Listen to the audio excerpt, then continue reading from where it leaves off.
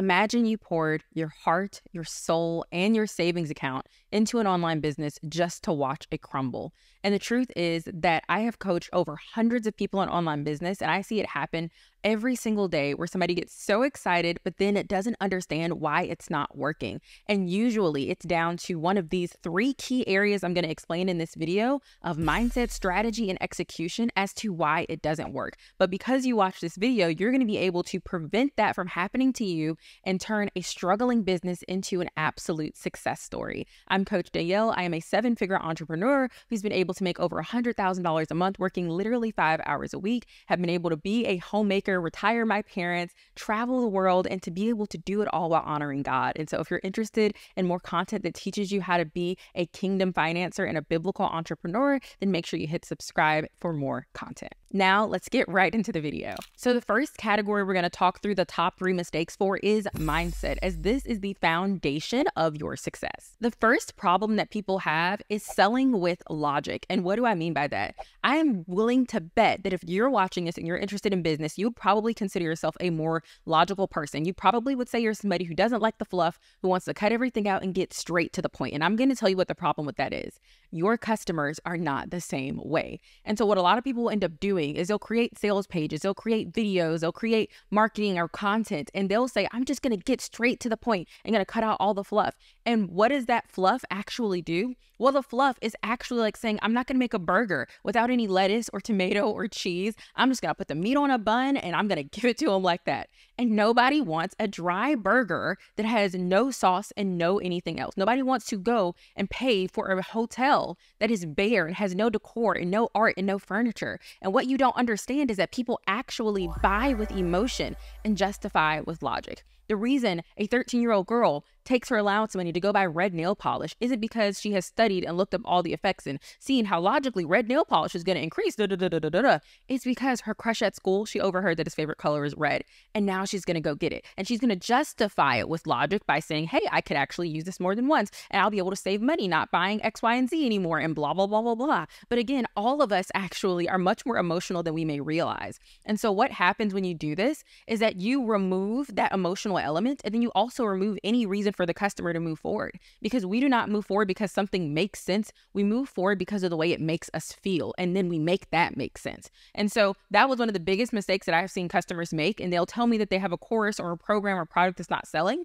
And so many times I will look at their material and see it void of emotion, and I know immediately that it's because they're not actually connecting with people, because that is what's going to make you sales. The second problem is operating with a scarcity mindset. You cannot think that you're going to be able to get to the land of abundance by using the paddle boat of scarcity. It won't get you there. It doesn't know how. It doesn't have the proper coordinates or the right direction. It's not made of a material that can get you to the island of abundance. And so when you are making decisions in the mindset of, there's so much competition, there's not enough, I need to gatekeep and hide things and all this other stuff, you can expect that you are going to live in that scarce world. Because, and this was an example that a pastor that I used to go to used to say, when your hand is closed to give, it is also closed to receive. And so when your hand is closed like this and you're not willing to give, you're not willing to invest, you're not willing to put money and plant seeds that are actually going to produce a harvest, you can't expect to put nothing in the ground and get everything in return. And so you have to stop saying things like, there's so much competition, that market is so saturated.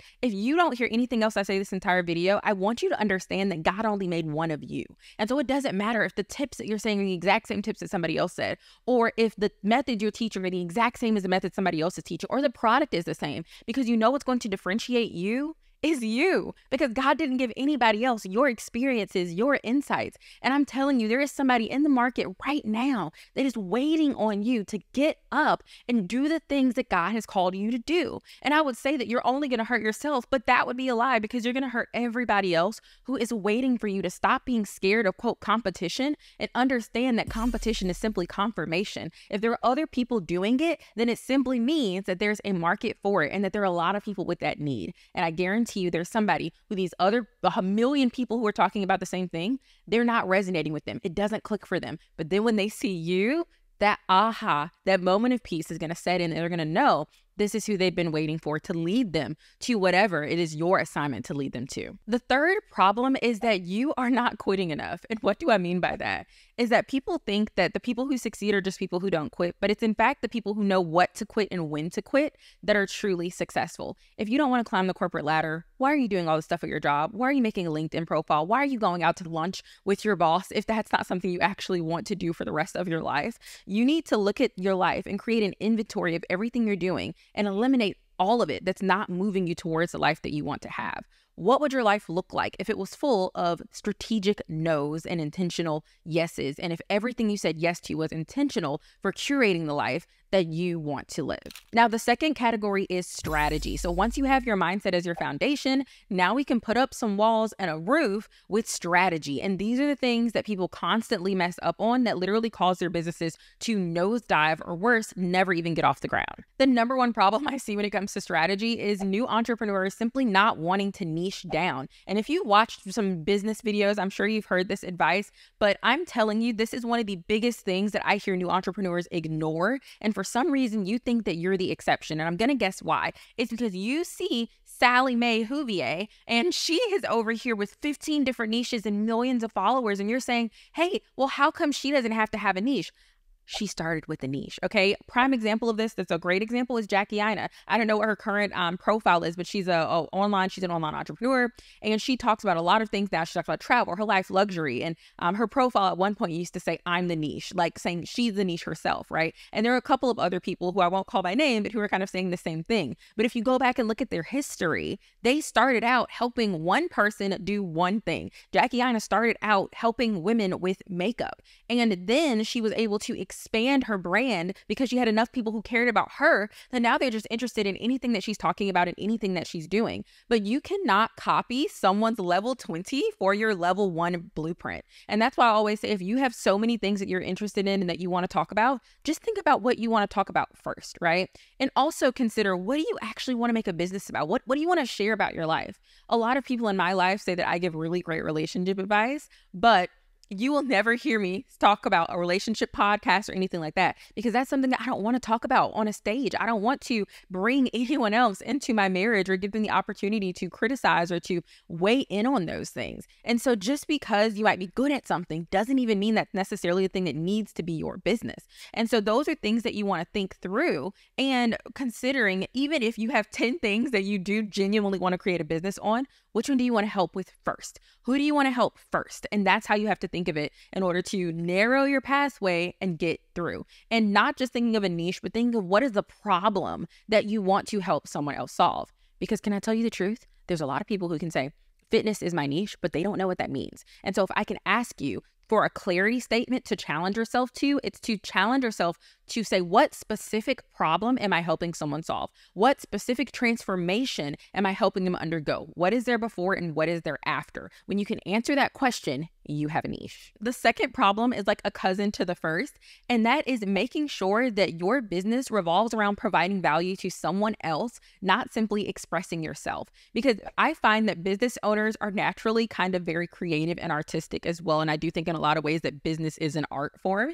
And because of that, what happens is this postmodern world that we are in now thinks that art is about the artist. Art is about me showing you my vision. It's about beauty is in the eye of the beholder, and whatever I think is good, it means it's good. That is wrong, and that is how you will fail, not only as an artist, but more specifically as a business owner. What you have to ask yourself is, how can I provide value to someone else? Like the first problem, how can I solve someone else's problem? And then when you can do that, when you can provide that value, that's how you're going to be able to make money. You can't just decide, well, what do I want to talk about? What do I want other people to hear or other people to know? You have to package that in a wrapping paper, in a gift that shows the other person how it's valuable for them, right? And so instead of making all these content of get to know me, right, when nobody even cares about you at that point, maybe your get to know me, you want to talk about your story and how you struggled. Instead, flip that and talk to them and relate with their struggles. So instead of saying, hi, I'm Danielle, and I used to be 400 pounds and it was really hard for me, and you're already going to sleep. You probably wanted to skip the video right there, right?